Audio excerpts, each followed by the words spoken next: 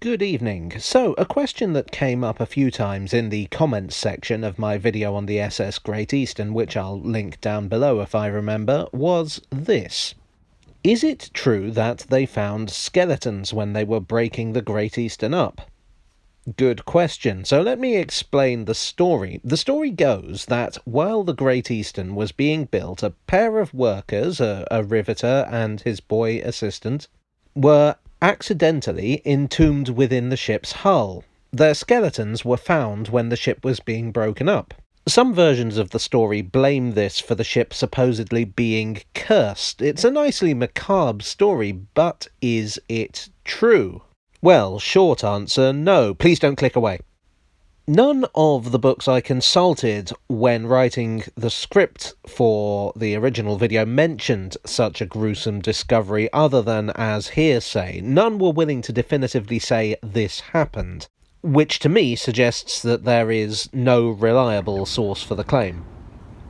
What makes the story superficially plausible is that the Great Eastern was constructed with a double hull, which made it extremely robust and more worthy of the title of unsinkable than certain later ships I could name.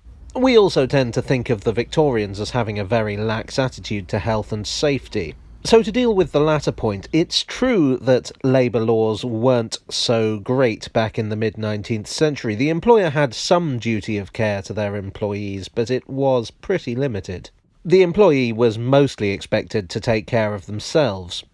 But still, it seems unlikely that no one would have noticed the riveter and his boy going missing.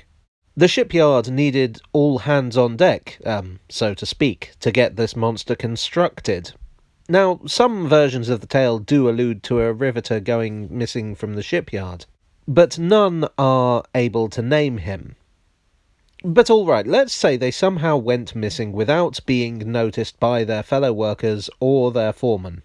No one reported it, no one heard them crying for help, they had no families who inquired when they didn't return home, no one thought it was odd that they didn't collect their pay, no one thought that the pile of plates and rivets sitting on their own was suspicious. Is it plausible that they could have been entombed?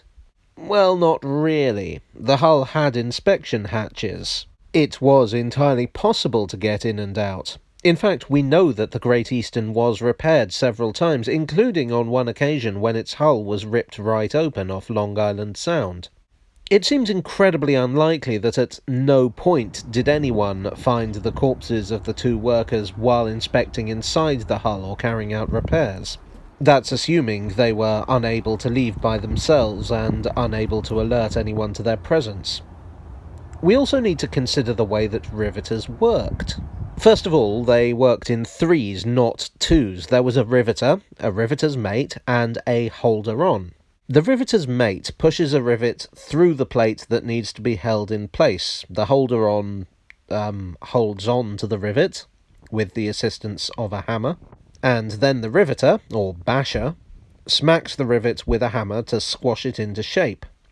This is a very basic explanation of things, and I look forward to irate comments explaining how riveting actually works, but the point is this. Firstly, it means that there's a third man who somehow doesn't notice his teammates going missing in the middle of the job. And secondly, the riveter and his mate would not be on the same side of the hull plating. Maybe one could get riveted in, but not both, and then you have to account for the third man. All right, smart guy, I hear you cry. Then how do you explain the incredible bad luck that befell the Great Eastern? To which I say, what was incredible about it? The Great Eastern was a gamble from the very start. It was too big for the Far East trade and too slow for the transatlantic route. When it had a task its size was suited to, i.e. laying the transatlantic cable, it was a great success. There really is nothing supernatural about it. So my conclusion is this. It never happened. There's no evidence for it, and it would have required remarkable bad luck and a series of implausibly unlikely events for it to have taken place. Or a very complicated conspiracy, and if you want to come up with such a thing, then fill your boots. The story has also been attached to the Titanic, which did have a double bottom, calm yourself Sir Mix-a-Lot, but didn't have a doubled hull. Again, no evidence has arisen of anyone going missing during construction, and no riveters' skeletons have been found on the seabed.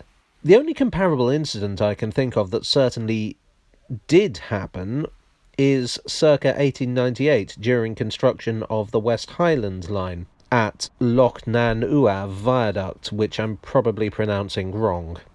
A horse and cart minus driver fell into one of the incomplete piers.